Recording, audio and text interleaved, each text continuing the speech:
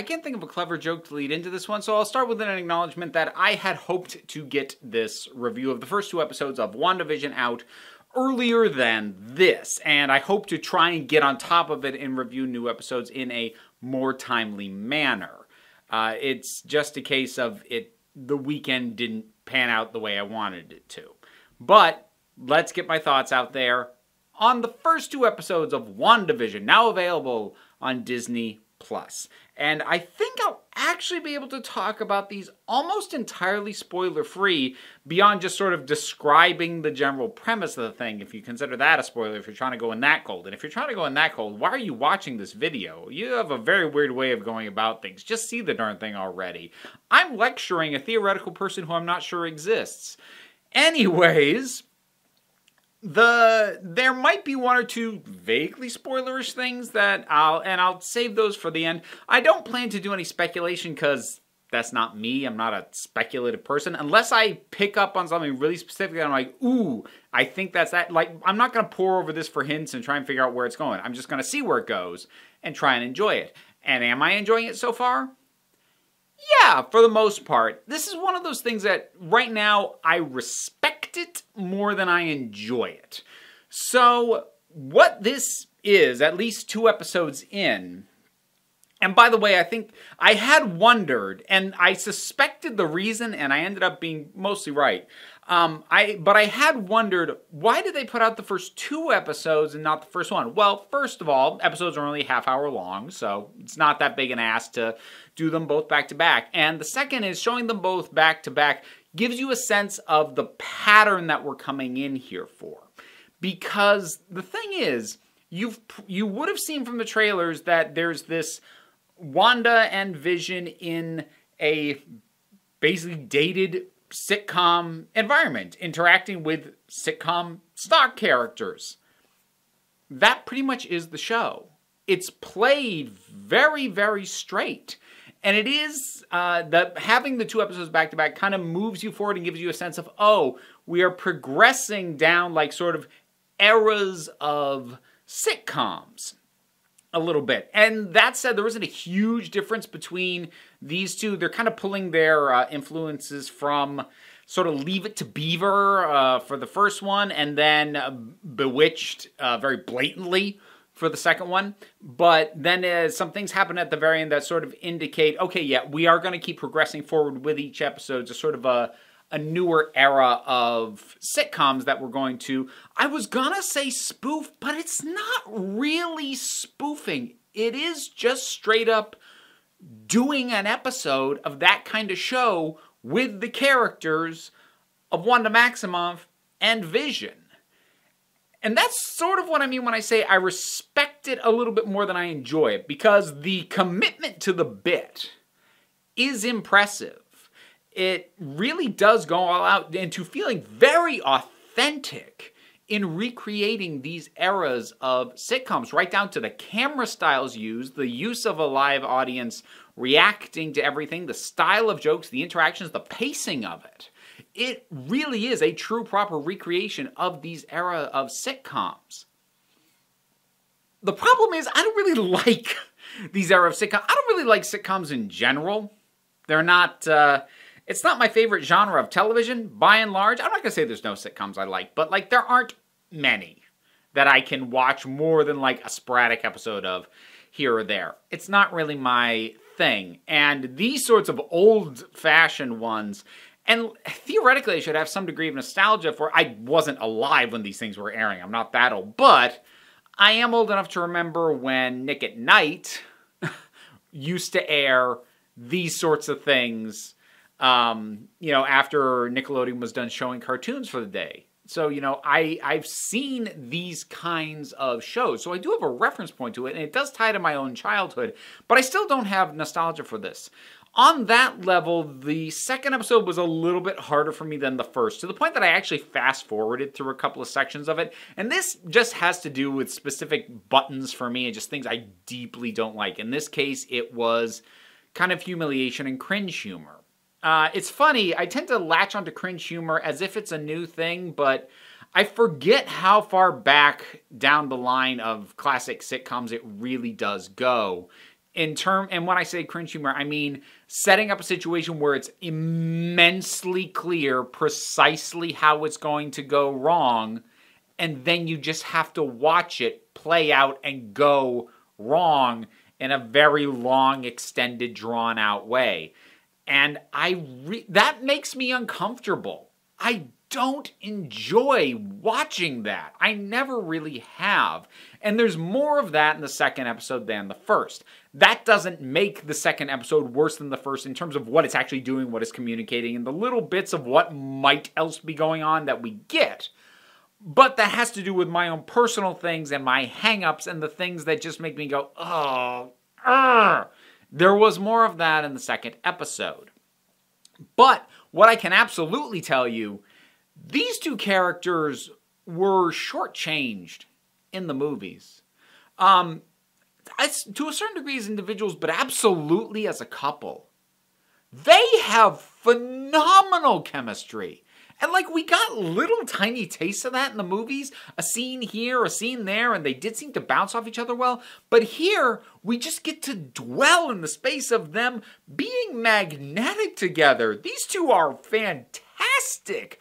Their on-screen chemistry it's tangible. And they're both really good at capturing the vibe and feel of the kinds of people that they are filling the shoes of for the errors that they are. They slip into these so effortlessly in terms of being that stock sitcom husband, the stock sitcom wife in stock sitcom situations, yet still feeling like Wanda and Vision. It's actually really dang impressive, and it's a terrific showcase for these characters.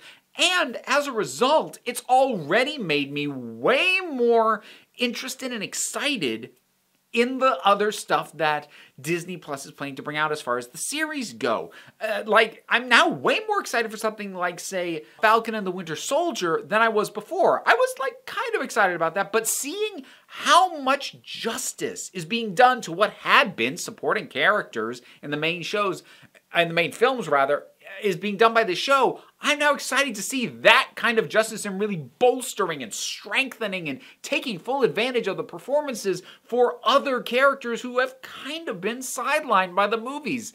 I'm way more on board with this entire run of Disney Plus Marvel things than I was before. And I was never especially skeptical, but part of me did wonder, am I going to start to tire of these? Either these characters or this world or whatever. But first of all, Wandavision is so unique on its face that it doesn't really feel like it's a rehash of anything else the MCU has ever done. But beyond that, like I said, getting to dwell more with the characters I know less about? Oh yeah! I'm so on board for more of that. So I think it's definitely doing its job, especially considering that it is now by default become the start of Phase 4 of the MCU, because that was supposed to be Black Widow, and actually there was probably supposed to be even another movie. No, The Eternals was supposed to have happened by now. We were supposed to have several films kick off, but obviously all that got scrapped, so this is carrying the weight of having to be the first piece of new Marvel entertainment we've had since 2019, and it does a pretty dang good job despite my own personal nitpicks. And I'm definitely going to stick with it because, well, partially I'm hoping that as it adjusts to slightly different eras of sitcoms, which that's clearly what it's going to do. It signals clearly that it's going to keep doing that. I'm hoping that the cringe elements will hit me a little bit less with each one. We'll see if that ends up being the case. But then there's the stuff that is going on kind of in the periphery.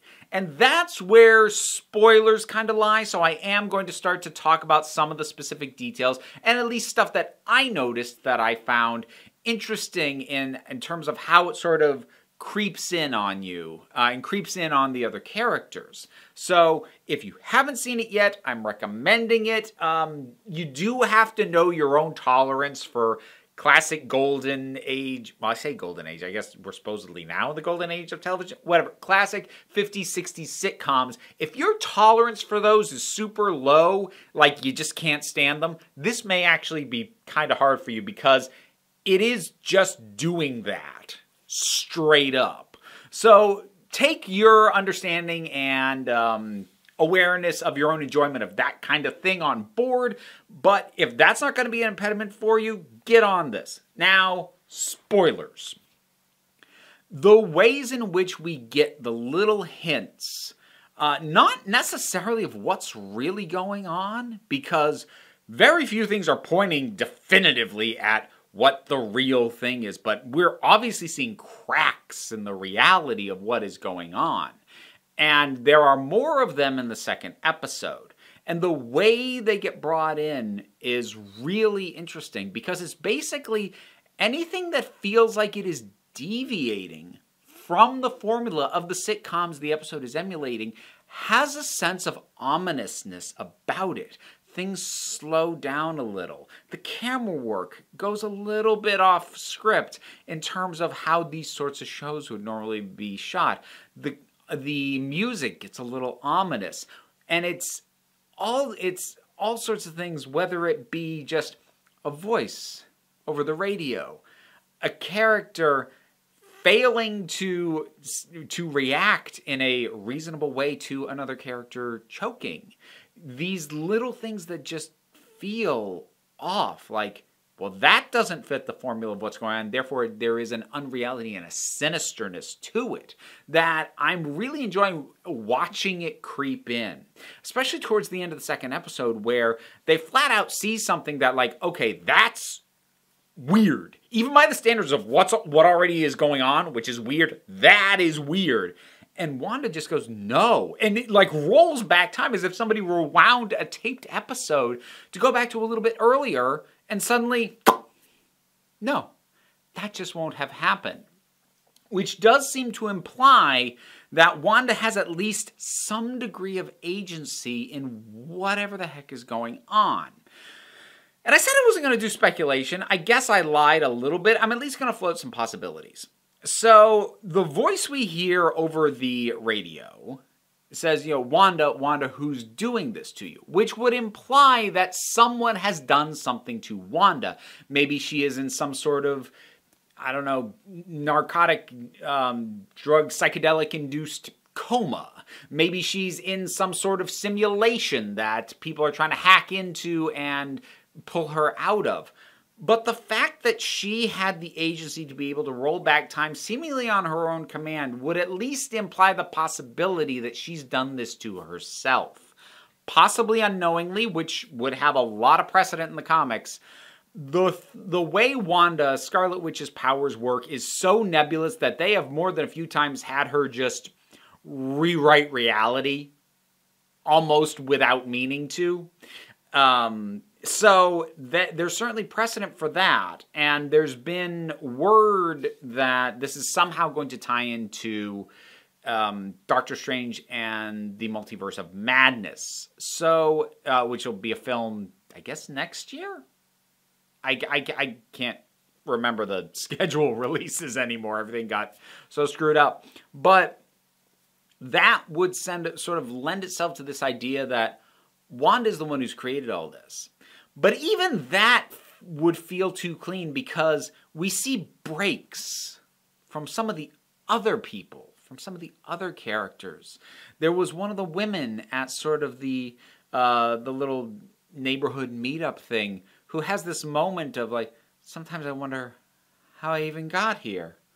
And so it doesn't seem to be just Wanda and Vision in this, which would lean itself more towards somebody has collected people and has put them in something, a pocket universe, a simulation, who knows what. So we definitely have possibilities, things to consider. Feels a little bit like first season of Lost in that way. There's a lot of possibilities on the table in terms of how this might be happening and exactly what is going on. Not enough to start making definitive calls yet, and I'm not going to put forward my own prediction. I would be surprised if Wanda is not at least in some way responsible for this, even if it only basically turns out that somebody has like done a feedback loop on her powers and used her sort of reality warping abilities and turned them in on herself. I feel safe in saying she is in some way, somehow responsible for this, not knowingly, necessarily, but somehow that's gonna factor in. I don't know. I'll be curious to see how it moves forward. I'm kind of hoping, due to my issues with like these eras of sitcoms, that it'll start to take up more of any given episode, because that's the stuff I'm going to be more interested in. Again, just because I lack nostalgia. But I can still respect the commitment the show has to presenting a very authentic version of these sitcoms, even if I don't particularly enjoy it. Well, I say don't enjoy it. It's not that I don't enjoy the show. I don't enjoy those things that it's emulating. So it puts me in a slightly awkward position, but I respect the heck out of it, out of what it's doing so far. I'll be curious to see where it goes from here. Wandavision, first 2 episodes. That's 4. First 2 episodes. Have you seen them? What did you think about them? Whatever your thoughts are, drop something down in the comments. Let's talk about it. I have a Patreon. That is what pays the bills around here, keeps me fed, and how I'm able to afford things like Disney+. Any amount you're able to contribute is a help to me. Even if you can't do that, like, share, subscribe, hit the bell. Why not? All those things help me out too. You also don't have to. No pressure or anything. Try and take a relaxed attitude around here, so just come on back next time you need a break.